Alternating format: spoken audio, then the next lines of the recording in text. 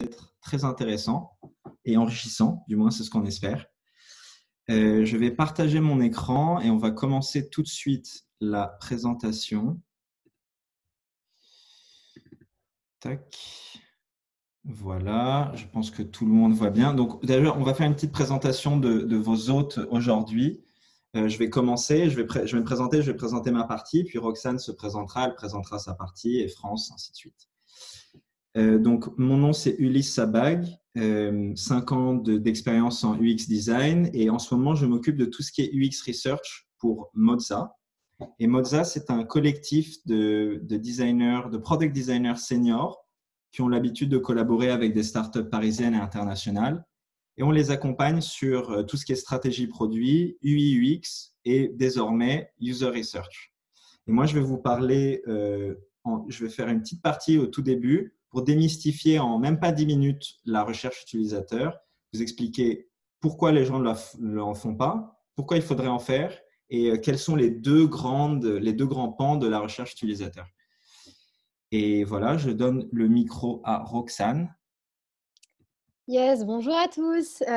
Déjà trop contente d'être avec vous ce soir. Donc moi je suis Roxane, UX Researcher, en freelance depuis près d'un an et avant ça j'ai fait mes armes en tant que chef de projet d'abord autour de l'UX design, puis UX Researcher dans une belle agence qui s'appelle Accence.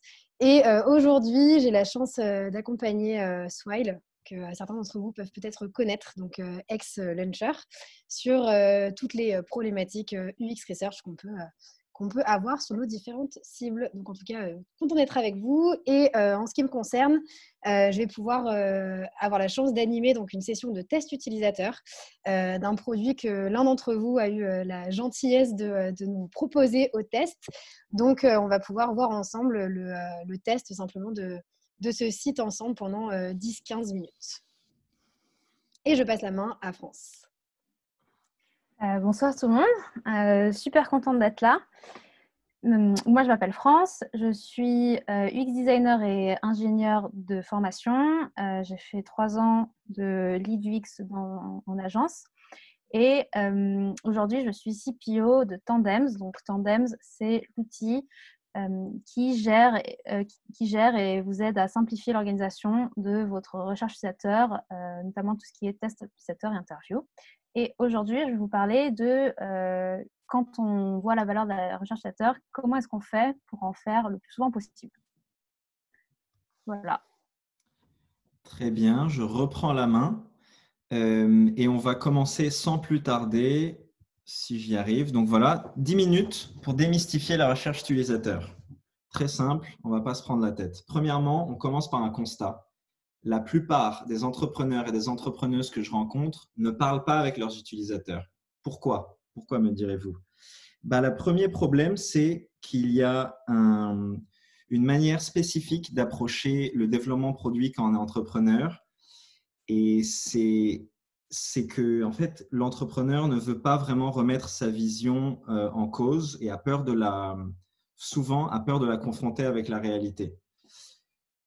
Parce que ce serait remettre en cause ce qui a été engagé, ce qui a été investi. Donc, c'est dangereux et ça risque de chambouler tous les plans. Mais ce n'est pas forcément le cas parce que finalement, on va découvrir, vous allez découvrir à travers ça que la recherche, ça permet vraiment au contraire, alléger les incertitudes. Et donc, je trouve que c'est la raison principale, mais elle n'est pas tout le temps très justifiée. Et vraiment, même s'il y a cette tension entre la vision de l'entrepreneur ou de l'entrepreneuse et la réalité terrain, je pense qu'il faut vraiment penser que la vision doit être au service du client et du produit, en fait. La deuxième raison pour laquelle les gens ne parlent pas vraiment avec leurs utilisateurs, c'est parce qu'il y a une peur ou une préconception autour du mot de la recherche.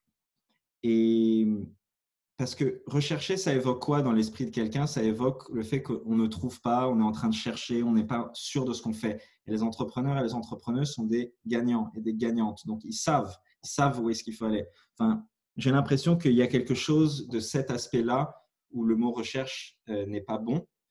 Il y a aussi le fait que ça évoque des barbes blanches et des livres poussiéreux et des philosophes dans leur tour d'ivoire et que ce n'est pas vraiment dynamique. C'est pour ça que je préfère utiliser le terme je préfère dire parler avec ses utilisateurs plutôt que tout simplement plutôt que la recherche utilisateur. Et finalement, la dernière raison, c'est la peur de mal faire. Et ça, je comprends très bien. Et je pense qu'il y a quelque chose où les chercheurs en UX ont tendance à un peu scientifiser ils ont tendance à scientifiser leur métier. Et donc, du coup, on a peur de poser les mauvaises questions, on a peur d'avoir des biais. Et en fait, ce que j'aimerais dire aujourd'hui, c'est que ce n'est pas de l'astrophysique. C'est une discipline où le bon sens est primordial et vous aidera beaucoup, en fait. Donc ça, c'était ce que je voulais dire vis-à-vis de ça. Hop, je passe là. OK. Et deuxième chose, pourquoi faire de la recherche? Première raison, assez simple et concrète, c'est qu'on économise du temps et de l'argent, en fait, parce que sinon, la plupart des gens, ce qu'ils font, ils se lancent dans des projets. Enfin, combien de fois on a entendu cette histoire, ce scénario?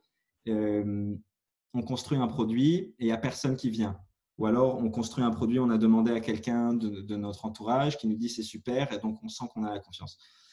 Mais personne ne vient au résultat. Et donc, en parlant avec ces utilisateurs, on vérifie qu'on est en train de construire quelque chose qui apporte vraiment de la valeur pour elles et eux, quoi.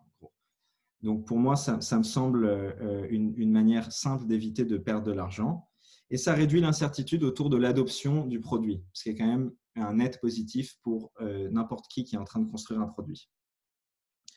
La deuxième chose, c'est qu'on découvre d'où viennent les points de friction. Et les points de friction, c'est par exemple, pourquoi l'utilisateur il abandonne son panier, pourquoi l'utilisateur ne s'inscrit pas ou pourquoi l'utilisateur ne s'abonne pas, n'utilise que la version gratuite. Tout ça, en leur parlant, en échangeant avec eux, on peut découvrir en fait les endroits spécifiques où ça bloque et donc du coup commencer à imaginer des solutions. Donc ça, c'est quand même aussi un autre avantage. Et finalement, dernier point, la découverte de nouvelles idées. Donc beaucoup de gens que je rencontre dans mon travail pour élaborer l'offre de user research avec Moza, j'ai découvert que les entrepreneurs, les entrepreneuses, les designers, les product managers ont de très fortes idées sur leurs produits et une très forte vision en gros. Mais c'est un manque à gagner énorme de ne pas profiter de ces utilisateurs pour justement qu'eux génèrent les idées. Enfin, plutôt avec l'échange, on génère les idées. Et comme ça, on sait qu'on va être en train de travailler sur quelque chose qui a de la valeur pour ses clients. Donc, c'est quand même assez important. Hop.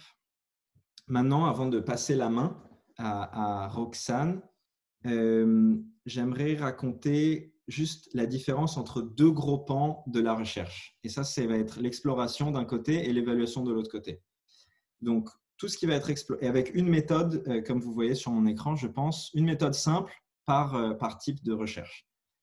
Donc, l'exploration, c'est quoi? C'est la génération d'idées via la rencontre avec ses utilisateurs. Donc, en gros, on découvre le paysage psychologique, on découvre les comportements de ces utilisateurs en leur parlant et en leur posant des questions sur leurs habitudes et sur leur quotidien, en leur parlant en gros. Et donc, la méthode que je préconise pour ça est très simple, c'est une interview. Donc, vous voulez apprendre des choses sur vos utilisateurs, comment ils réfléchissent, parlez-leur pendant 30 minutes par personne. Et la deuxième catégorie, je dirais que c'est l'évaluation. Et l'évaluation, c'est on découvre, on identifie si jamais ce qu'on a proposé apporte une solution, est une solution, au problème qu'on aura identifié initialement. Et donc ça, c'est le fameux test utilisateur où on va observer la personne utiliser notre produit, comme on va faire là dans quelques instants. Et ainsi, on va pouvoir déterminer, ok, donc là, ça bloque et là, on peut amener une solution. Et s'il y a une chose que j'aimerais que vous reteniez de ma petite partie, c'est l'idée que c'est un métier d'observation et c'est là où le bon sens est important. Et il ne faut pas trop se fier à ce que les gens disent, il faut vraiment les observer et quand vous échangez avec eux dans le cadre d'une interview, leur poser des questions et vous fiez seulement à ce qu'ils vous disent de leur comportement et pas des choses trop philosophiques. Mais je m'arrête là et je ne rentre pas plus en profondeur pour laisser la main à Roxane. Et donc, je vais arrêter le partage d'écran. Je pense que c'est Super. bon. Et Yes. monter comme ça. C'est bon, merci beaucoup Ulysse. Donc, merci aussi pour cette présentation. Ce qu'on va faire maintenant, c'est qu'on va aller voir un peu plus en détail, et il n'y a rien de plus cool que de montrer par l'exemple ce que c'est un test utilisateur, donc cette partie plus évaluative. Ce qui va se passer, c'est qu'on va pouvoir, je vais mener donc un test utilisateur avec une participante qui s'appelle Anne-Emeline.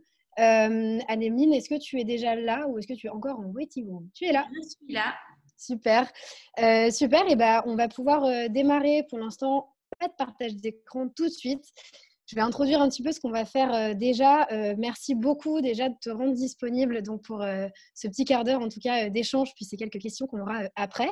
Je suis donc Roxane, je vais être en charge du déroulé de ce petit test utilisateur avec toi. Tu vas voir, ce qu'on va faire, c'est assez simple. On va simplement découvrir un site internet ensemble. Et on va se mettre dans un petit scénario, histoire qu'on se rapproche au maximum de la réalité. Et ça me permettra, moi, de pouvoir suivre au mieux le fil de tes pensées. Tu verras, il n'y a absolument pas de bonne ou de mauvaise manière de faire, comme de bonnes ou de mauvaises réponses. Moi, ce qui m'intéresse vraiment, c'est ta vision des choses et tout simplement ce que tu comprends ou peut-être ce que tu comprends moins. OK ? Oui. Est-ce que tu as des questions avant qu'on commence ? Non, c'est à peu près clair. Ça roule. Alors, ce que je vais faire, c'est que je vais te partager le lien de ce fameux site. Je suis désolée pour ce petit bruit que je fais. J'ai un chat dans la gorge. Hop. Alors, je t'ai partagé un lien. Ce que je te propose de faire, c'est de cliquer sur ce lien et de nous partager ton écran pour qu'on puisse avoir la même vision que toi. Alors, tac, c'est ouvert et je vous partage mon écran. Partager. Est-ce que tout le monde voit? Alors, de mon côté, c'est bon. Donc, je suppose que c'est bon pour tout le monde. Ouais. Nickel. Alors, pour l'instant, on va aller nulle part. On va se mettre un petit peu dans notre fameux scénario. Comme tu le sais, la fête des pères approche. Donc là, on s'imagine, tu es tranquillement chez toi, tu es sur ton fil Facebook, tu sais que tu dois faire un cadeau à ton père et tu vois une image, une photo avec un petit descriptif qui te rappelle la fête des pères. C'est une photo d'une boutique. Tu décides de cliquer sur le lien. Le lien qui est adossé à la photo, c'est un lien Ova Boutique et tu arrives donc sur ce site. Donc, ce qui va se passer, c'est simplement que je vais te laisser d'abord découvrir cette page sans cliquer pour commencer et me dire un petit peu ce que tu vois et ce que tu en comprends. Ok. Alors, donc je suis arrivée sur la page. Ce que je vois, c'est finalement d'abord, c'est des photos qui nous permettent d'avoir des liens vers des boutiques diverses et variées et qui proposent différents types de produits. Donc, ce que je comprends déjà du site, c'est que ça permet de flécher vers des boutiques, vers des boutiques indépendantes. Je continue à descendre. Ouais. Donc là, je vois un petit teasing sur le fait qu'on me rappelle que c'est la fête des pères, ce qui est très sympa parce que je n'étais pas sûre de m'en souvenir. Ensuite, on voit du coup la mise en avant d'une boutique, donc j'imagine du même type que celles qui sont proposées, enfin qui sont mises en avant au début, une boutique et des produits un petit peu phares qui sont vendus dans la boutique. Ok. Je continue toujours. Est-ce que tu serais allé aussi bas, toi, dans la vraie vie ou pas? Dans la vraie vie, oui. Ok, alors je te laisse continuer. Ok. Non, mais j'aime bien aller tout en bas des sites pour déjà pour avoir une vision un peu exhaustive du site sur lequel je suis, quoi. D'accord. Donc du coup, je continue. Donc je vois un petit peu d'autres produits. Alors du coup, je ne sais pas très bien d'où ils sortent ou quel est leur lien avec les boutiques qu'on a vues au-dessus. Ouais. Et puis, je suis contente d'en apprendre plus sur OVA, de fait, parce que je ne savais pas du tout ce que c'était. Et donc, je vois un petit peu ce qu'il en est. Ensuite, si je suis vraiment à la recherche d'un cadeau pour mon papa, je n'irai pas jusqu'à cliquer sur qui est OVA et qui ils sont et qu'est-ce qu'ils font. Ok, ça marche. Donc, si je résume un petit peu, toi, tu comprends que c'est un site qui permet de flécher, comme tu dis, je reprends tes mots, vers des boutiques indépendantes.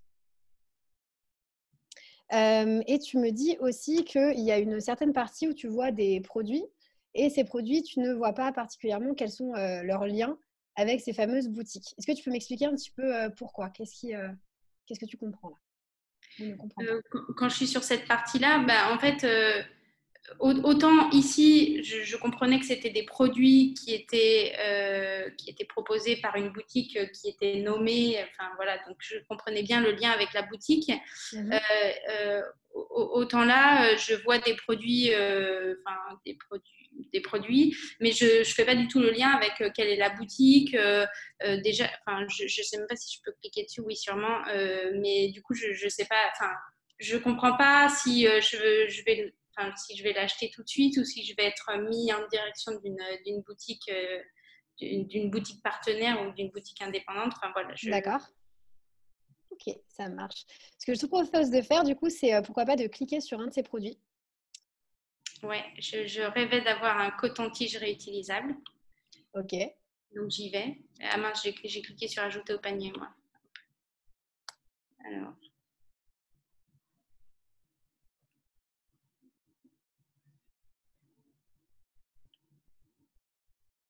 Est-ce qu'il se passe quelque chose ou est-ce qu'il se passe rien là?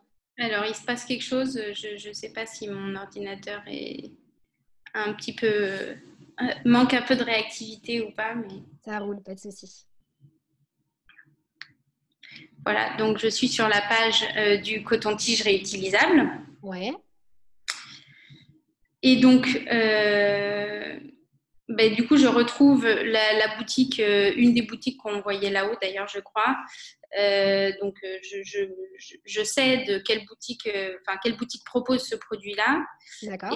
Et du coup, je comprends un peu mieux maintenant le but du site qui est à la fois de flécher vers des boutiques, mais aussi de pouvoir proposer une vente en ligne des produits de ces boutiques qui n'auraient peut-être pas forcément de site de e-commerce. Enfin, D'accord. j'imagine. En tout cas, c'est là où j'en suis dans mes réflexions. Ok. Et puis, ensuite, j'apprends qu'il n'existe qu'un seul coloris qui est pêche. Ça tombe bien, c'est la couleur préférée de mon papa. D'accord. Et en Et tout cas, ouais. comment? Je te laisse continuer, excuse-moi. Ensuite, je ne sais pas si j'irai jusque dans les détails du produit, mais essentiellement parce que je n'ai peut-être pas choisi un produit qui m'enthousiasme le plus, mais voilà. Ok. Alors, si je résume un peu sur cette page en tout cas, dis-moi si je me trompe, n'hésite surtout pas à me couper. Là, j'ai vu que sur cette page, tu es directement, en tout cas, ton œil a directement été attiré par la boutique duquel ce produit provenait. C'était un peu la réponse à ta question, d'où viennent ces produits. Et ça te permet de comprendre du coup que, et c'est sur cette page-là que tu comprends que soit on peut découvrir des produits par la boutique ou alors avoir des mises en avant produits directement de différentes boutiques. Oui. Est-ce qu'il y a d'autres informations sur cette page qui sont importantes pour toi?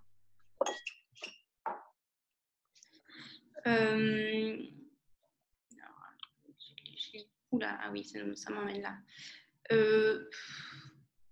Pas vraiment. Ouais. Là encore, c'est parce que c'est ce produit-là. Je pense que je lirai la description et je serais sûrement intéressée par la description si c'était un produit. Je ne sais pas si c'était un très beau sac à main. Je serais ravie de savoir qu'il a été tanné de façon végétale et respectueuse de l'environnement.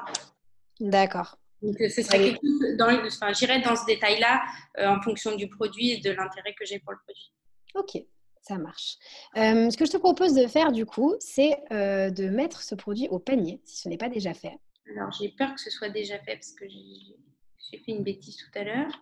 Ouais, quand tu me dis j'ai peur que ce soit déjà fait, c'est pourquoi, du coup?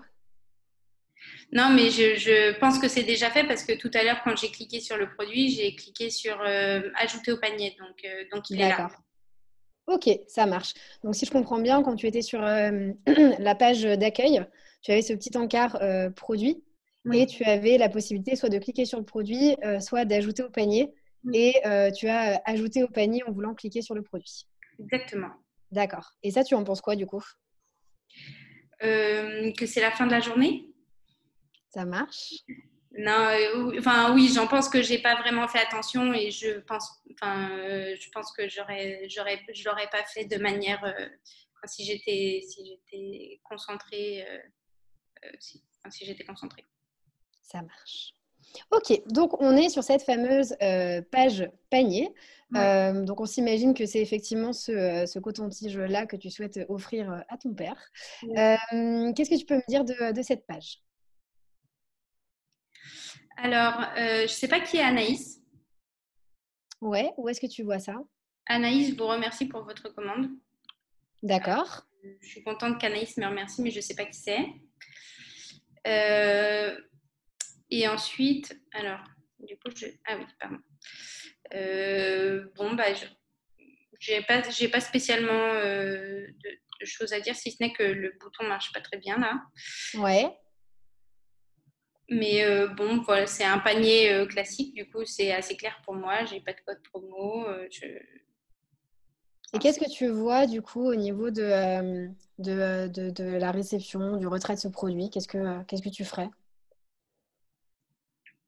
Alors, bah, ah oui, parce que alors, disons que je suis habituée à ce que il y ait une page d'après où quand je passe la commande, on me dit c'est quoi vos modalités de livraison et puis l'étape d'après c'est le paiement. Ouais. Donc, du coup, spontanément, ce que je ferais, c'est passer la commande et je m'attendrais à ce que, à ce qu'on me parle des modalités de livraison. D'accord, je vois. Sachant Donc, que ce que je trouve, c'est que politique de retour, ça mériterait d'être. Disons que juste en dessous, comme ça, ça m'attire pas l'œil, alors que c'est quand même quelque chose qui est important. Si jamais mon père aime pas les cotons-tiges réutilisables ou la couleur pêche. Et du coup, je le vois pas très bien. ok. Donc, si je résume sur cette page, pour toi, là, la page, elle comporte et les modalités, enfin, en tout cas, si je peux t'essayer de remonter un tout petit peu. Voilà. Et le récapitulatif du panier et le choix, finalement, de la livraison ou du retrait. Toi, dans tes codes et dans les habitudes que tu as sur l'achat d'un produit sur un site, c'est plutôt le récapitulatif et ensuite le choix du retrait ou en tout cas la manière de renseigner son adresse. Donc là-dessus, peut-être un peu de confusion. Et en plus de ça, une information qui pour toi peut être importante sur la politique de retour et un peu cachée. Ouais. En tout cas, pas assez visible sur l'écran. Donc là-dessus, peut-être une clarté à apporter. Oui, tout à fait. Ok. Est-ce que tu as autre chose à ajouter sur cette page ou pas?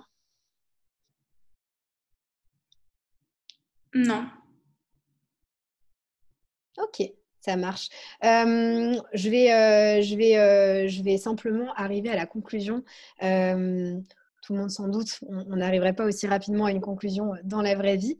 Mais en tout cas, Anne-Emeline, si on fait un petit peu le tour de tout ce qu'on a vu et fait ensemble là sur ces quelques minutes, toi, qu'est-ce que tu en penses? Globalement, qu'est-ce que tu peux me dire de ce site? Eh ben, Esthétiquement, il me donne plutôt envie d'acheter parce que j'aime bien la façon dont sont mis en avant les produits, les boutiques qui sont choisies, etc.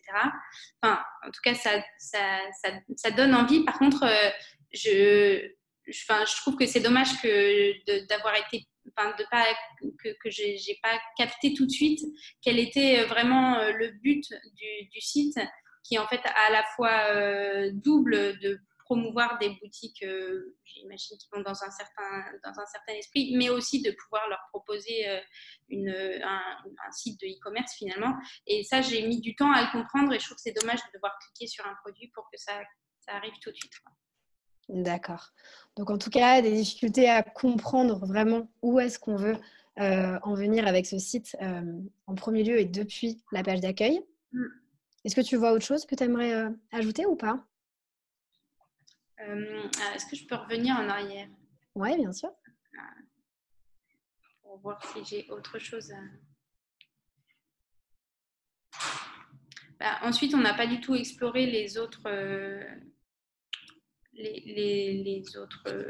onglets, donc je peux pas trop ajouter quelque chose là-dessus.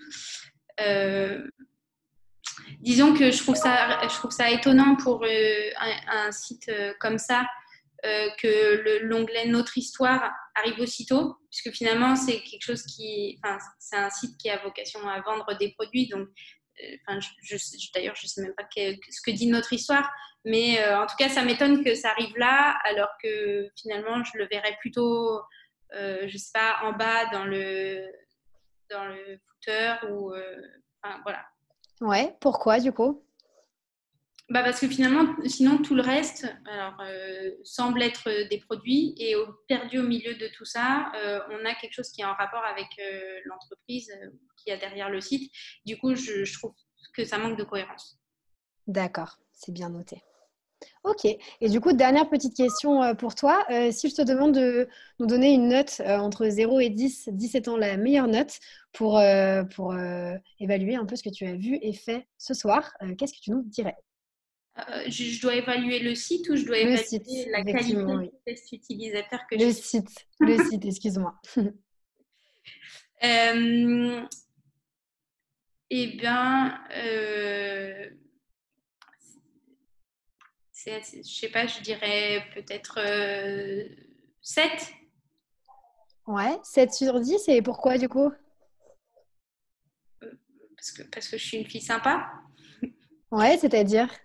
Non, parce que les produits m'attirent suffisamment pour que j'ai envie de le creuser Ouais, et de mieux comprendre. Et du coup, voilà, les trois manquants, c'est parce que j'ai eu du mal à comprendre tout de suite ce qui s'est passé. Mais en soi, à la fois l'esthétique assez épurée du site et le côté très coloré des images, etc., tout ça m'interpelle, m'attire et du coup me donne envie d'y aller, quoi. ok, ça marche. Cool, et bah merci beaucoup merci beaucoup de t'être prêtée au jeu, du coup, Anne-Emeline. C'est frustrant de faire que 10 minutes avec toi là-dessus. Dans la réalité, et ça c'est pour tout le monde, un test utilisateur, c'est plus entre 30 minutes et 1 heure de temps. Ça nous permet effectivement de pouvoir voir beaucoup plus de parcours que cela, et ça nous permet aussi, ça aurait pu nous permettre de laisser l'occasion et la chance d'Anne-Emeline à Anne-Emeline de pouvoir vraiment creuser et aller se balader un peu là où elle l'aurait souhaité, ce qui était malheureusement pas possible dans le temps imparti, en tout cas ce soir. Ce que je vous propose maintenant, Anne-Emeline, je te propose de rester un peu avec nous. On a Maxime qui est là, qui est la personne qui nous a partagé en tout cas ce site. Maxime, moi je serais hyper curieuse d'avoir justement ton avis par rapport à ces retours. Qu'est-ce que tu en penses? Qu'est-ce que ça t'évoque? Qu'est-ce que ça te procure comme émotion? Hello à tous. Alors, je sais pas si vous m'entendez, si vous me Ouais, on voyez. t'entend, ouais. Ok, top. Est-ce que vous voulez que je départage mon écran, peut-être? Oui, tu peux faire ça. Parfait, ouais. Top. Mais déjà, merci beaucoup d'avoir testé mon site. En vrai, moi, ça m'aide vachement. J'ai noté plein de retours qui sont hyper pertinents et que je pense qu'on va carrément intégrer. Nous, c'est vrai que c'est le tout début. On a sorti cette version du site il y a 2 semaines. Donc là, on est carrément à la recherche du maximum de retours. Et non, du coup, c'est top. Et je pense que je vais en refaire plein. Et j'ai noté plein de choses. Par exemple, je sais pas qui est Anaïs. Donc, c'était la fondatrice de la boutique. Le bouton du choix de mode de livraison qui marche pas bien. Le fait que le choix du mode de livraison sur la page panier, c'est pas hyper intuitif. Ça peut peut-être freiner l'achat. Le fait qu'on voit pas sur la page d'accueil le lien entre les produits et les boutiques, ça pareil, c'est un problème parce que le but, c'est qu'on puisse saisir hyper rapidement le concept et même que le concept soit pas hyper clair directement sur la page d'accueil. Ça, c'est vraiment un truc qu'il faut qu'on travaille parce que je pense que d'avoir un concept fort, ça encouragera les gens à acheter et à aller plus loin dans l'expérience. Donc, j'ai encore noté plein de choses. Je vais pas tout vous dire, mais en tout cas, c'était hyper riche pour moi, ce test utilisateur. Super. Bah, merci beaucoup en tout cas, Anne-Emeline, encore une fois, de t'être prêtée au jeu. Et je suis trop contente que Maxime, ça ait pu te donner des éléments de réponse.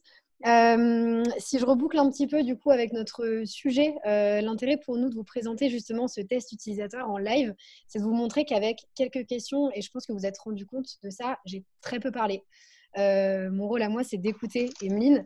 J'ai très peu parlé et en parlant très peu, Emeline a pu apporter beaucoup d'éléments de réponse à Maxime. Donc moi, mon rôle en tant que UX Researcher là-dessus, c'est vraiment d'être un vecteur et d'être un peu la porte tout simplement entre les personnes qui conçoivent le produit et leurs utilisateurs. Donc là-dessus, il y a différentes manières de faire qui sont assez simples finalement sur comment adopter le mindset, on va dire, d'un UX Researcher. C'est l'écoute avant tout pour moi. Et puis, c'est aussi poser des questions qui ne soient pas biaisées. Je ne sais pas si vous l'avez vu, mais à chaque fois que je demande à la personne si elle aime, je rajoute est-ce que vous aimez ou vous aimez pas? Est-ce que vous comprenez ou vous comprenez pas? C'est hyper important de ne pas induire la personne vers le chemin qu'on aimerait lui faire prendre et toujours laisser le choix. Et si je généralise un peu plus loin, et là, ce n'est pas le type de question que j'ai pu poser à Emeline parce qu'on est directement parti sur de l'évaluatif et directement parti sur le site. Mais si on va sur des questions plus exploratoires pour comprendre un peu, je ne sais pas comment Emeline fait dans la vie pour acheter des produits sur un site, quel type de produit lui plaise, quel type de site lui plaît. Gardez bien en tête que c'est beaucoup plus simple pour une personne, et c'est totalement humain, de se rattacher à un dernier souvenir plutôt que de parler de faits très généraux et globaux. C'est-à-dire que question très simple, c'est beaucoup plus simple pour une personne de dire quel est le dernier site internet sur lequel elle est allée acheter quelque chose, plutôt que de demander en général sur quel site vous allez pour acheter des choses. Se raccrocher à un dernier souvenir, ça permet vraiment d'avoir une expérience fraîche et vraie. Donc rappelez-vous bien de ça. Et il y a une comparaison que j'aime bien faire, et je pense que tout le monde la connaît. On peut très bien faire un plat pour des amis et leur dire tu l'aimes mon plat? Ça va être très compliqué pour eux de dire bah non, franchement, c'est pas très bon. Alors que si vous leur dites comment tu le trouves, mon plat, potentiellement, ils vont plus être à même de vous dire ah bah c'est un peu trop salé ou voilà.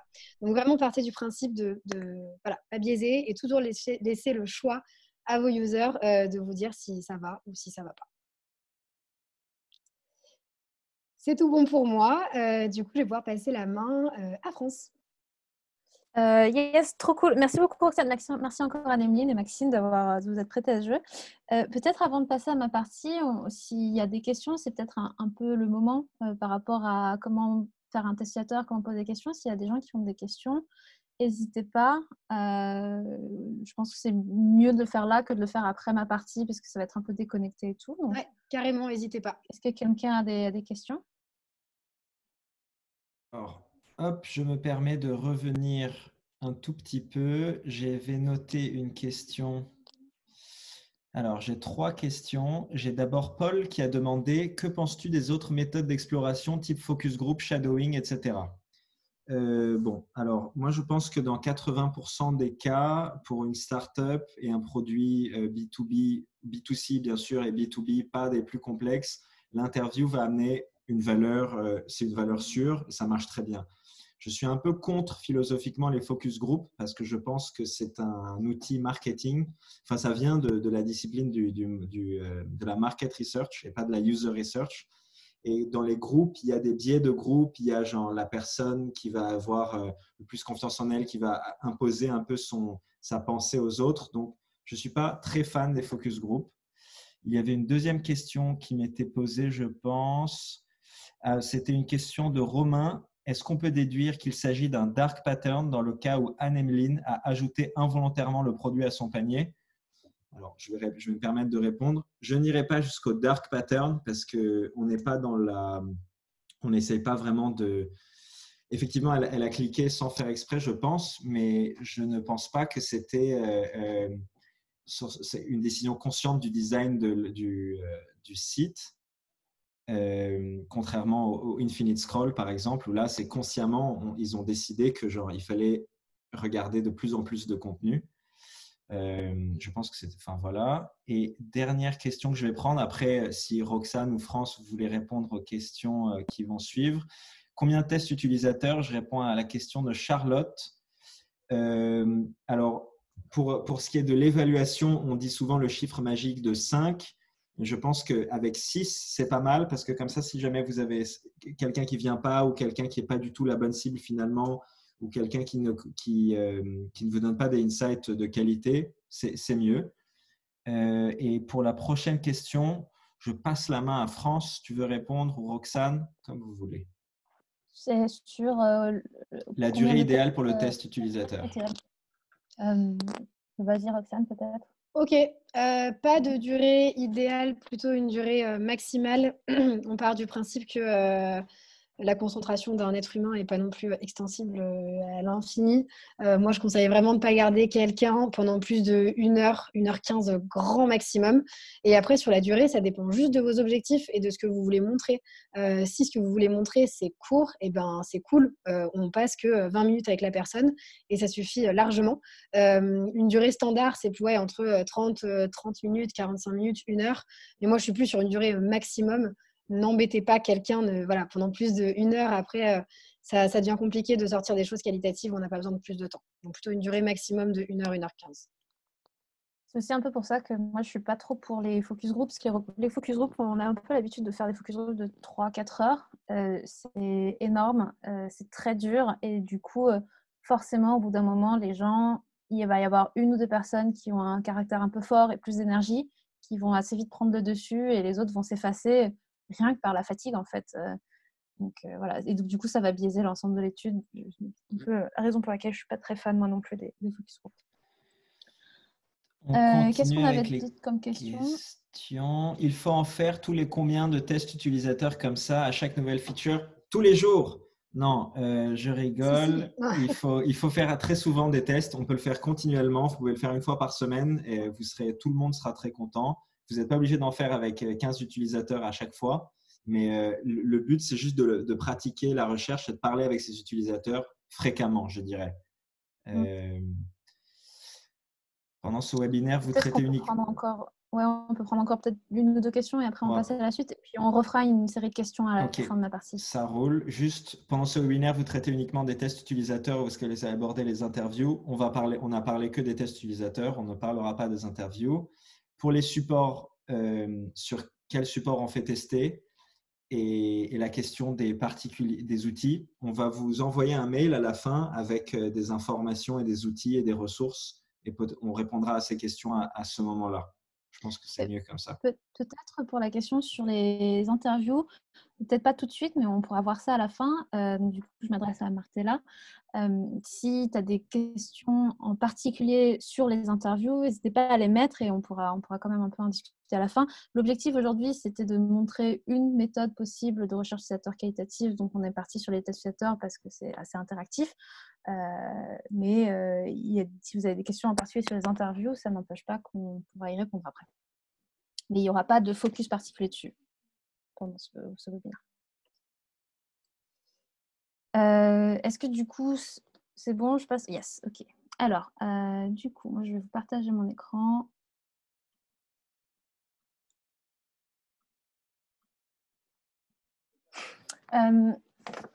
Du coup, l'objectif de cette partie, maintenant qu'on a un peu vu ce que c'était que la recherche utilisateur, à quoi ça servait, pourquoi c'était bien, l'idée, c'est de vous aider à vous donner des tips pour en faire le plus souvent possible.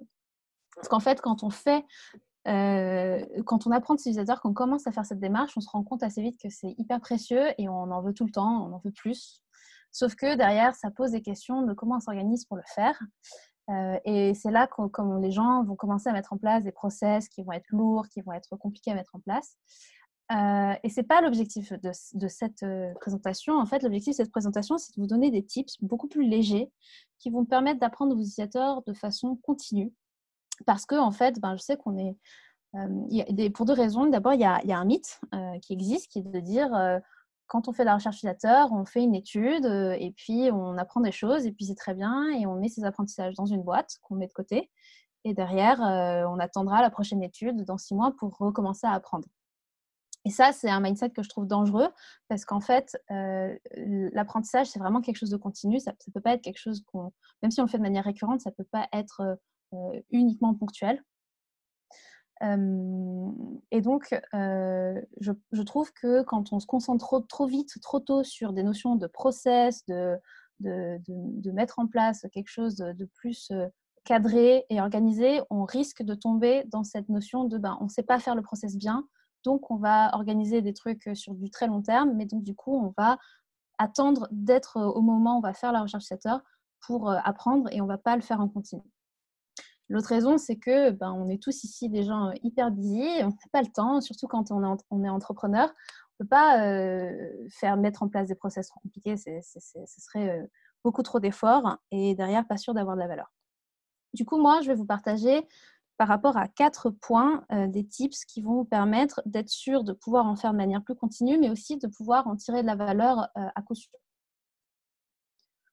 Ces 4 points clés, ça va être déjà savoir déterminer ce que vous voulez apprendre, ensuite pouvoir rencontrer les bonnes personnes, savoir choisir les bons moments et à la fin, être sûr de tirer des conclusions. Parce qu'en fait, si vous ne tirez pas de conclusions, derrière, vous avez fait tout ça pour rien.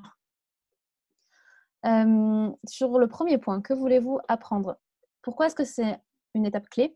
Parce que en fait, c'est trop difficile de tirer de la valeur, de tirer des apprentissages quand on ne sait pas trop où on va. En fait, il faut avoir une idée de qu'est-ce qu'on cherche à apprendre des utilisateurs, de se dire, moi, en tant qu'entrepreneur ou en tant que PM, j'ai un produit, j'ai des choses, j'ai des zones d'ombre, j'ai des choses que je ne sais pas. Et du coup, quels sont les points, les zones d'ombre que je vais vouloir éclairer grâce à mes utilisateurs? C'est important de se poser ces questions-là. Parce que c'est ces questions-là qui vont vous permettre derrière de déterminer avec qui vous allez vouloir faire votre recherche utilisateur, avec quel support, à quel moment, etc. Toutes les questions qui découlent derrière les 3 autres points clés que je vous montre, en fait, si vous n'avez pas ce premier point clé-là, vous n'y arriverez pas. Ou vous y arriverez, mais à tâtons, ça va être très painful, etc.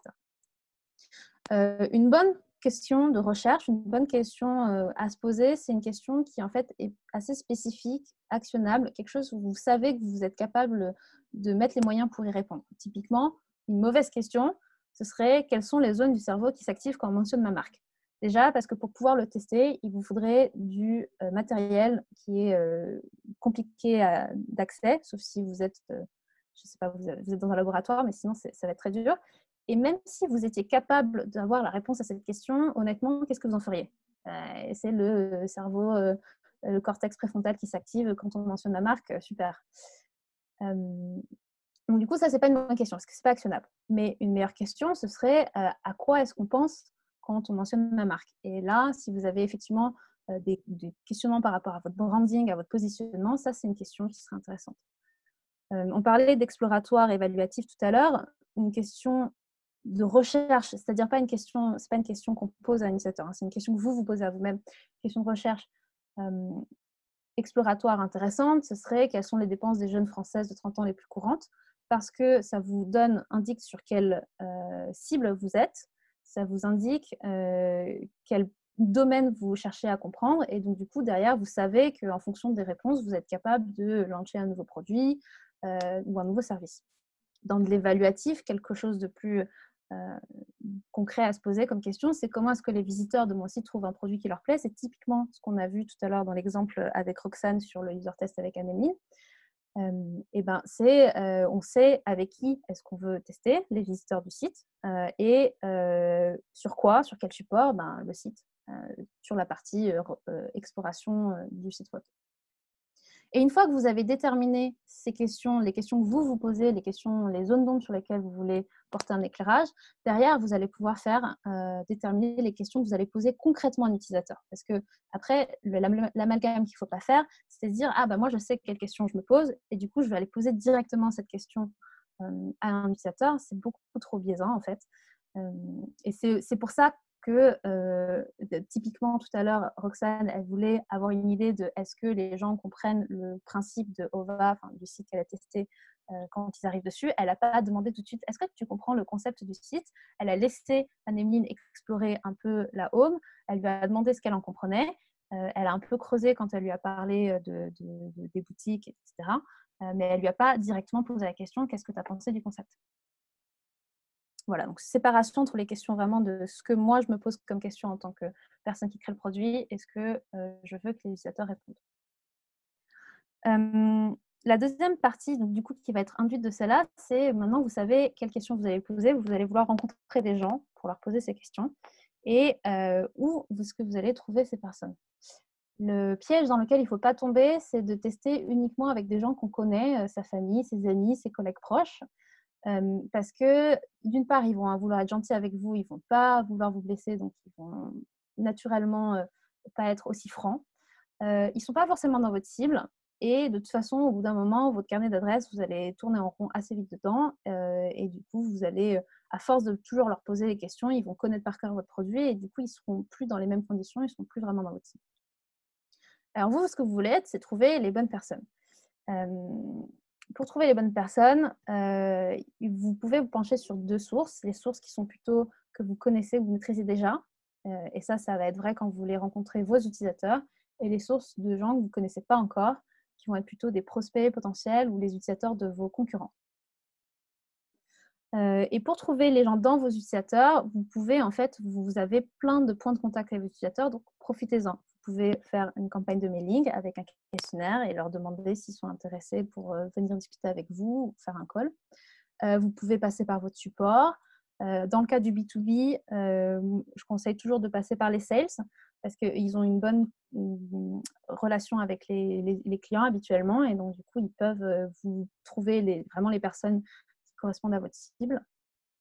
Et n'hésitez pas aussi à faire appel à votre communauté sur les réseaux sociaux, donc du coup à tweeter ou à envoyer un post sur Facebook et dire en ce moment on est en train de tester quelque chose de nouveau dans notre produit, qui est-ce qui a envie de venir nous aider. Voilà.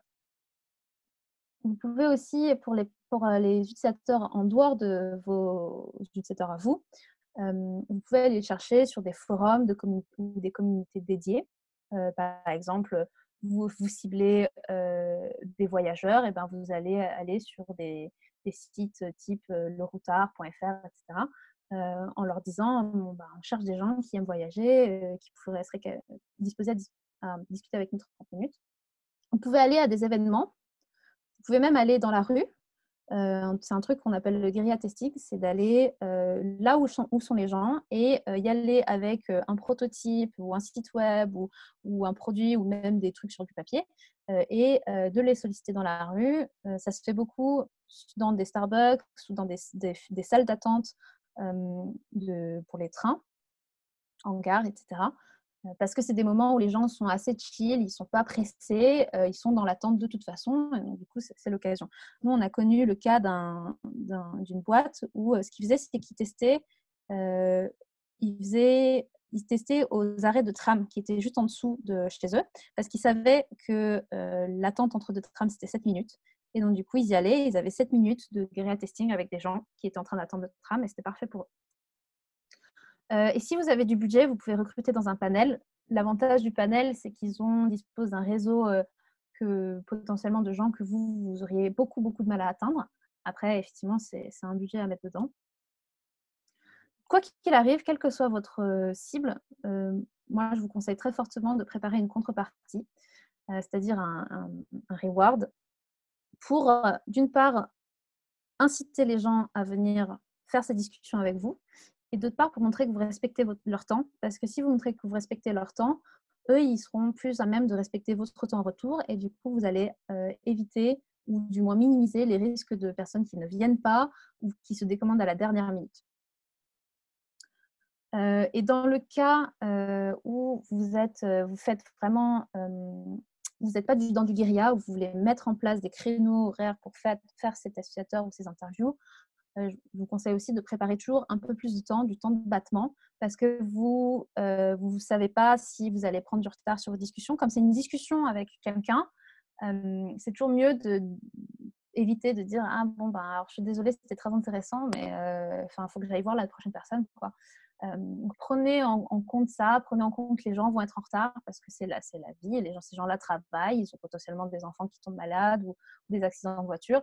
Vous ne pouvez pas leur demander d'être… vous pouvez, mais vous ne pouvez pas attendre d'eux qu'ils soient 100% tellement ponctuels comme si c'était une interview pour un job. Donc, prévoyez toujours un peu ce temps-là. Et je vais finir sur cette partie trouver les utilisateurs avec cet exemple que j'ai trouvé très bien fait. C'est sur un Slack sur lequel je suis, où quelqu'un cherchait des participants à une étude. Dans ce cas-là, c'est une étude quantitative, mais en fait, on pourrait très bien imaginer la même chose pour une étude qualitative. C'est très bien fait parce que c'est court, c'est imagé, ça va droit au but, et en un message de 5 lignes, il vous dit sur quoi il travaille, qui est-ce qu'il cherche, combien de temps ça va prendre à la personne, qu'est-ce que la personne va gagner à la fin. Où est-ce qu'il peut s'inscrire, et cette dernière touche humaine, et ça c'est super important quand vous traitez avec des utilisateurs pour de la recherche utilisateur, c'est vraiment cette touche humaine de dire dans tous les cas, ce que vous faites, ça nous aide, et toute aide est appréciée, et merci quoi. Et il fait ça avant même la personne se soit engagée à participer à quoi que ce soit.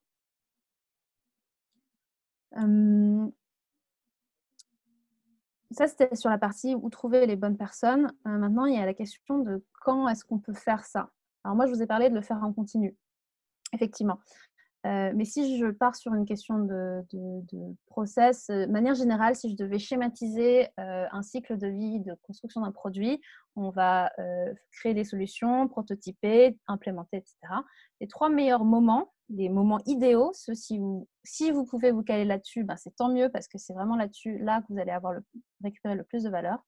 C'est d'une part sur la partie discovery, donc c'est-à-dire exploratoire, en amont de toute conception, de vous dire, on veut lancer un service qui traite de quelque chose, mais avant tout, allons rencontrer des utilisateurs potentiels pour comprendre réellement leurs besoins, etc. Le deuxième moment clé qui vous a apporté beaucoup de valeur, c'est avant l'implémentation, c'est de tester la solution que vous aurez déterminée en amont.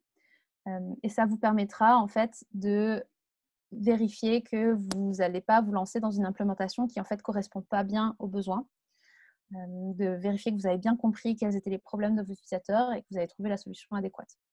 Et le troisième moment qui va vous apporter le plus de valeur, c'est après l'implémentation, c'est vraiment l'évaluation de votre solution. Est-ce que c'est compréhensible? Est-ce que c'est clair? Est-ce que les gens arrivent vraiment à bout? Et de mesurer en fait qu'entre le test et l'implémentation, effectivement, il n'y a pas eu de biais parce que c'était une maquette ou un prototype, etc.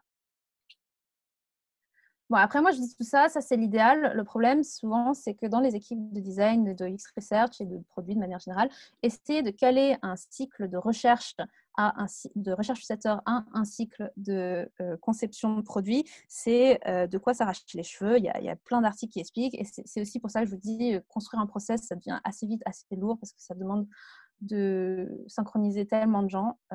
En fait, moi, le message que je veux vous faire passer, finalement, c'est soyez opportuniste. Vous n'allez pas forcément avoir les moments les plus idéaux pour faire vos recherches utilisateurs, ce n'est pas grave, parce qu'en fait, tous les moments sont des bonnes opportunités. Il y a des endroits vraiment idéaux, mais il y a des moments où même si ce n'est pas l'idéal absolu, vous allez apprendre des choses, et le plus important, c'est d'apprendre des choses de vos utilisateurs. Typiquement, n'hésitez pas, si à n'importe quel moment vous allez être en contact avec des utilisateurs, c'est le moment d'y aller en fait. Vous êtes en démo, vous êtes en rendez-vous client, vous êtes même à un meet-up un soir en événement de networking, et vous vous rendez compte que la personne avec qui vous parlez, elle a le problème, il correspond à votre cible, elle a le problème que vous êtes en train d'essayer de creuser, et bien allez-y. À ce moment-là, vous enlevez votre casquette de sales, de product manager, de founder, de CEO, et vous remettez une casquette plutôt recherche utilisateur, où vous allez faire ce qu'avait fait Roxane, c'est-à-dire parler moins, être plus à l'écoute, être curieux, laisser la personne explorer, poser des questions moins biaisantes, ne pas défendre votre produit, ne pas dire « Ah oui, mais vous comprenez, le bug, on sait, on est en train de travailler dessus ». Non, simplement, je vois, ce bug vous embête vachement, ok, c'est de noter. C'est vraiment à ces moments-là, en fait, c'est des moments hyper précieux pour faire de la recherche utilisateur, même si vous ne l'aviez pas prévu de la faire à ce moment-là. Vous pouvez aussi créer l'opportunité. Moi, j'ai connu des entreprises qui faisaient des petits déjeuners clients. En fait, ils faisaient une fois par mois, ils invitaient leurs clients. C'était l'occasion de discuter de pas mal de choses, notamment leur collaboration, parce que c'était du B2B. Mais c'était aussi l'occasion de faire venir des designers pour tester, pour discuter des problèmes qu'ils rencontrent en ce moment, pour leur montrer des choses. Et si vous êtes dans du guérilla, c'est-à-dire que vous voulez aller dans la rue, n'hésitez pas à vous organiser ça, caler une après-midi entière avec l'équipe et vous allez dans la rue et vous sollicitez des gens. Voilà. Donc, créer l'opportunité de la rencontre. Et là-dessus, vous avez plus la possibilité de synchroniser ça avec votre type de conception, là où les démos, les rendez-vous clients, ça va être vachement plus opportuniste. Et le dernier point, c'est qu'il ne faut pas oublier que vous avez des points de contact asynchrones avec vos utilisateurs. Vous allez avoir des reviews, des avis, vous allez avoir des gens qui se plaignent au support. Tout ça, c'est des moments, des points de contact précieux auxquels il ne faut pas négliger, parce que ça fait partie de ce qui peut vous apprendre des choses dans la recherche utilisateur. Typiquement, vous faites régulièrement un point de « Ok, regardons toutes les reviews. Est-ce qu'il y a des choses qui ressortent? Est-ce qu'il y a des éléments de réponse par rapport à ce qu'on a défini comme besoin qu'on cherche à creuser? Et du coup, est-ce qu'on les appelle ?» Moi, j'ai une amie qui est CEO de sa boîte et donc elle était la seule personne à faire de la recherche utilisateur dans sa boîte. Elle, ce qu'elle faisait, c'était que tous les mois, je crois, elle prenait la liste des gens qui avaient fait une commande sur son site e-commerce. Et elle se faisait une après-midi où elle appelait ceux qui correspondaient. Par exemple, si elle était en train d'étudier qui sont les… si par exemple, elle était en train d'étudier, par exemple, qui achète des cartes d'invitation pour un anniversaire en ligne, et ben, elle regardait tous ceux qui avaient acheté ou tous ceux qui étaient allés à peu près au bout du panier sans aller complètement au bout, sans payer. Et elle les appelait un à un. Et s'ils répondaient, tant mieux. Et s'ils ne répondaient pas, tant pis. Et c'était pas grave. Voilà. Donc ça, c'était… donc vous avez déterminé ce que vous vouliez apprendre. Vous avez une idée de avec qui et vous avez fait le travail de trouver les opportunités ou d'être opportuniste quand on les rencontrer. Maintenant, mais il faut en faire quelque chose. Parce que si vous n'en faites rien, en fait, vous aurez fait ce travail pour rien. Et là, c'est la deuxième misère des gens qui font de la recherche utilisateur, c'est qu'ils ont plein de retours, ils ont envie de tous les prendre en compte. Et en fait, ils se rendent compte que il faut prioriser dans la vie. Et ça, c'est toujours très dur parce qu'on a toujours l'impression de mettre de côté des choses qui sont importantes et qui vont apporter vachement de valeur. C'est difficile de ne pas s'attacher à tous les retours de tout le monde, mais au bout d'un moment, il faut les catégoriser et il faut en prendre en compte certains et en écarter d'autres. Du coup, je vais vous communiquer une matrice de priorisation qui est ma matrice préférée, c'est la matrice impact-effort. Il y en a d'autres qui existent, mais je n'en parlerai pas aujourd'hui. Pourquoi est-ce que c'est ma matrice de priorisation préférée? Parce qu'elle est très facile à comprendre. Un dev peut la comprendre, un CEO peut la comprendre, un stakeholder, un sponsor peut la comprendre. Et qu'elle se marie bien avec des éléments qui peuvent être déjà dans une roadmap. C'est-à-dire qu'elle peut facilement se paralyser avec la roadmap pour pouvoir venir s'y intégrer. Et qu'est-ce que c'est en fait cette matrice? C'est simplement de mettre sur une échelle de quel est l'effort que prendre en compte ce retour utilisateur, quel effort ça va demander à mon organisation et prendre en compte cet effort, ce retour utilisateur, quel impact ça aura sur les utilisateurs finaux. Si l'impact est élevé et que l'effort demandé est faible, alors là, vous avez bingo, vous avez ce qu'on appelle le quick win. C'est vraiment le meilleur truc parce qu'en fait, c'est ce qui vous permet de voir la valeur de votre recherche utilisateur super vite. En fait, très rapidement, vous pouvez intégrer ces retours et donc, du coup, vous allez voir les changements arriver vite et donc, du coup, ça va vous motiver pour en faire plus parce que vous allez dire, mais en fait, je veux plus de quick win comme ça. C'est des choses qui apportent beaucoup de valeur pour si peu d'investissement.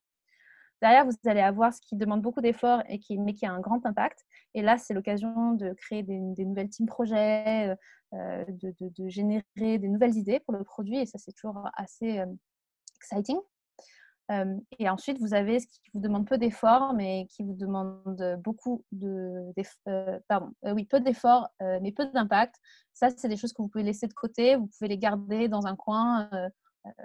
Si jamais il y a un trou, si jamais on a avancé tellement vite, tellement d'avance qu'on peut prendre ça en compte, ou le revoir plus tard, voir si l'impact il change. Et après, il y a tout ce qui est quelque chose qui demande un effort important, mais peu d'impact. Et là, il faut le mettre de côté. Il faut carrément jeter à la poubelle.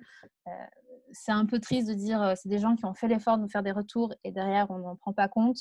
Mais comme je vous dis, il faut prioriser et il y a des choses, elles en valent pas l'effort, en fait, tout simplement. Et voilà, je finis donc là-dessus. Donc, j'espère que ça vous aura aidé à voir déjà comment tirer de la valeur d'une recherche utilisateur que vous faites de manière plutôt continue, sans forcément s'alourdir d'un process trop lourd. Et je vais arrêter là. Et du coup, si vous avez des questions, je suis preneuse. Alors, il y a des questions dans le chat. Déjà, France, on a une première question qui était sur quel était le Slack où tu as trouvé cette super demande d'utilisateur de cet Américain ou Anglais? Je ne sais plus. Je suis sur pas mal de Slack, notamment de designers et de UX researchers. Et du coup, c'était quelqu'un là-dessus, mais je ne saurais pas. Je pense que c'était Mixed Methods, mais je ne suis pas 100% sûre. Et je ne suis pas sûre de pouvoir le retrouver non plus. On pourra peut-être donner le lien de quelques Slack dans l'email qu'on va envoyer après. Tout à fait. Une autre question, c'était notre intégration de FullStory et Hotjar dans la recherche user. Est-ce que Roxane, tu veux répondre à cette question? Je t'ai vu unmuter très rapidement. Ouais. En fait, pour aller très vite et très simple avec Hotjar, par exemple, c'est des outils qui peuvent nous donner des billes sur le quoi. Qu'est-ce qui ne marche pas, qu'est-ce qui n'est pas vu, qu'est-ce qui est vu, mais on ne prendra pas le pourquoi. Donc, en fait, les deux sont hyper complémentaires sur la UX Research. On peut très bien commencer à avoir des hypothèses en utilisant Hotjar, qu'on va aller vérifier justement, donc valider ou invalider par du qualitatif, donc du test utilisateur ou de l'interview. Les deux sont complètement complémentaires, donc moi, idéalement, je dirais qu'on met les deux méthodes en parallèle, on les fait rouler en parallèle. Super, merci. Rien à ajouter là-dessus. Et dernière question qu'il y a dans le chat, vous pouvez… Ah, j'ai eu d'autres… Pourrais-tu placer… Ah, ok, alors… pensez-vous que c'est nécessaire de faire appel au moins à une personne handicapée visuelle, physique pour prendre en compte l'accessibilité? Roxane? Moi, je trouve que c'est intéressant. J'ai eu l'occasion, un peu par hasard finalement, de faire des tests utilisateurs parfois, et je parle bien de tests utilisateurs. Par exemple, avec une femme un jour sur du test bancaire qui ne savait finalement pas lire. Et je m'en suis rendu compte, et en tout cas, elle m'en a parlé ouvertement quasiment à la fin du test. Donc, j'ai un peu régulier mes questions par rapport à ça après pour comprendre qu'est-ce qui faisait qu'elle avait réussi finalement à suivre tout mon scénario sans savoir lire. Donc, ça peut être hyper intéressant. J'ai eu des personnes aussi parfois qui ne savaient pas, qui ne voyaient pas bien les couleurs. Volontairement, pour être honnête, j'ai jamais sélectionné des participants comme ça. Il y a des outils, je les ai plus en tête, qui permettent d'une part d'avoir des contrastes différents, donc de se rendre compte de ce que un malvoyant peut voir ou autre. Donc je pense que l'usage de ces outils il est hyper important, en tout cas à intégrer dans votre phase de conception. Et après, oui, si on peut interroger des personnes qui effectivement, on va dire, voilà, on va dire dans la catégorie, en tout cas totalement normaux, ou en tout cas avec des difficultés ou autres, oui, je pense que ça peut être hyper intéressant, tout en couplant ça aussi avec des outils qu'on peut avoir à disposition. Il y a plein de ressources qui existent sur l'accessibilité, justement, parce que c'est un sujet qui est important et en même temps, c'est difficile de… En fait, moi, mon avis, c'est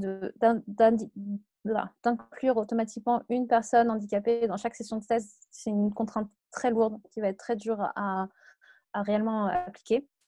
Et une personne, dans tous les cas, c'est pas, ça suffirait pas en fait. Si vous voulez vraiment faire un travail de recherche utilisateur d'accessibilité, il faudrait faire une session spéciale accessibilité où vous rencontrez entre 5 et 10 personnes pour vraiment faire le point là-dessus. Si c'est juste un token personne pour l'accessibilité, je ne suis pas sûre que ce soit très, très intéressant. Par contre, c'est très important de faire attention à l'accessibilité. Là-dessus, je suis complètement d'accord. Et il existe plein de ressources sur que ce soit des outils, que ce soit des articles, que ce soit les normes d'accessibilité en ligne. Il faut taper WCAG, Accessibility, et là, vous tombez sur toutes les normes d'accessibilité, que ce soit d'un point de vue du contraste des couleurs, de la taille des textes, ou même de la navigation orale pour les non-voyants, qui ont un truc qui lisent les interfaces à voix haute. Et ça, c'est des ressources vraiment super intéressantes pour s'assurer qu'on est accessible, sans se mettre cette contrainte de vraiment rencontrer des gens qui sont dans ce cas-là, parce qu'ils sont vraiment vachement plus durs d'accès en fait que d'autres cibles. Et effectivement, je vois dans le chat, mais il y a des associations qui font ça. Et on avait une autre question de Farah sur une question un peu plus technique, bien sûr. France, est-ce que tu pourrais placer les retours de Anne-Emeline dans la matrice dont tu parlais tout à l'heure? Alors oui, du Parce coup, qu'il j'avais il vu faut la question. Ouais. J'ai commencé à réfléchir. Ok. Typiquement, en quick win, en impact élevé et peu d'efforts, le retour qu'elle a fait sur... Après, c'est mon avis, hein, vous avez le droit de... Roxane et Ulysse, vous pouvez tout à fait Enfin, n'importe qui peut me dire qu'ils ne sont pas d'accord, mais j'ai l'impression que le fait de bouger C'était quoi déjà? C'était les trucs de retour, comme les conditions de retour des produits. Elle disait que c'était important, mais que ce n'était pas assez bien vu. C'est une question de positionner. Et donc, pour moi, ça, c'est un quick win. Ça peut avoir un impact très favorable pour l'utilisateur, tout en n'étant pas très lourd d'un point de vue dev ou conception produit. Un truc plutôt en mode plus long en termes d'efforts et mais qui aurait un bon impact, c'est le côté, c'est pas très clair dès qu'on arrive quel est le concept de la boîte. Ça, c'est une question à la fois de positionnement, de branding, d'architecture de l'information. Ça risque de demander une refonte plus importante du site, mais ça a un vrai impact parce que ça va clarifier la valeur qu'apporte le site à un utilisateur, ça va aider l'entreprise à convertir, à communiquer, etc. Donc, c'est important qu'ils le fassent. Donc, ça, je le mettrai dans la partie impact élevé, effort élevé, nouveau projet, quoi. Vraiment un truc, travail de fond à mettre en place, quitte à relancer la recherche utilisateur pour vraiment pour nourrir cette réflexion. Voilà, j'ai pas trop d'exemples en fill-ins et les tâches à mettre de côté. Tâches à mettre de côté, de tête là, mais je sais pas Et si je vous en peux avez. rajouter quelque chose, en tout cas, sur cette Ouais. matrice, moi je suis totalement d'accord avec toi, je trouve qu'elle est hyper parlante et elle est très utile. Et ce qui est bien de faire, je pense, c'est pas forcément de la monter en chambre seule en tant que UX researcher, mais vraiment de se poser du coup avec les équipes tech, avec votre CEO si ce n'est pas vous, avec je sais pas, les personnes du market, de la com, etc., pour vraiment comprendre si l'effort il est réellement fort ou non. Ouais. Et ça permet vraiment de confronter les avis parce que nous, en tant que UX researcher, on va pouvoir vraiment porter l'impact utilisateur. Mais la notion d'effort, elle se porte par différentes teams, dont la team tech. Et donc là-dessus, la construire à plusieurs mains, c'est hyper important, je pense. Et tu fais bien de me reprendre là-dessus parce que je voulais le dire, j'ai complètement oublié dans le feu de l'action, mais effectivement, dans la partie tirer des actions, il ne faut pas penser, enfin, c'est important de penser que le travail de conception de produit, c'est un travail d'équipe, donc vous n'êtes pas le seul à le faire. Donc cette partie-là, il faut la faire en équipe. Et du coup, le conseil que j'ai oublié de dire, c'est avant de placer dans la matrice, ressortez tous les retours que vous avez, tous les apprentissages que j'avais et faites-en un peu un rundown au reste de votre équipe parce que ça va les intéresser, parce que si ça les intéresse, ils vont vouloir en faire avec vous et que s'ils veulent en faire avec vous, eux-mêmes, ils se feront beaucoup plus attention à l'expérience utilisateur du produit de manière générale. Et c'est aussi comme ça que vous allez pouvoir mettre en place un process qui prend en compte la recherche utilisateur au quotidien plutôt que de le faire toujours tout seul, quoi. Voilà. Super, merci beaucoup. Si vous n'avez pas d'autres questions, on arrive donc à la fin de ce webinaire. J'espère que tout le monde, Enfin, je vous donne 30 secondes pour poser des questions. Et juste, on va vous envoyer un mail avec des ressources et notamment les présentations si ça peut vous être utile.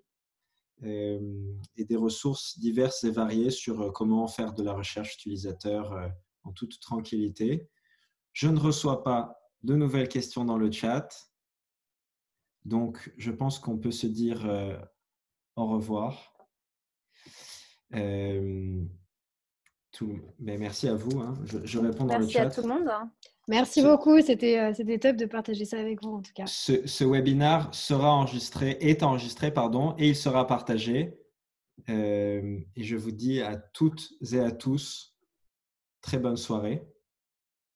Merci Roxane, merci France, merci Anne-Emeline. Merci à vous. Merci à vous. Merci à tous d'avoir été présents.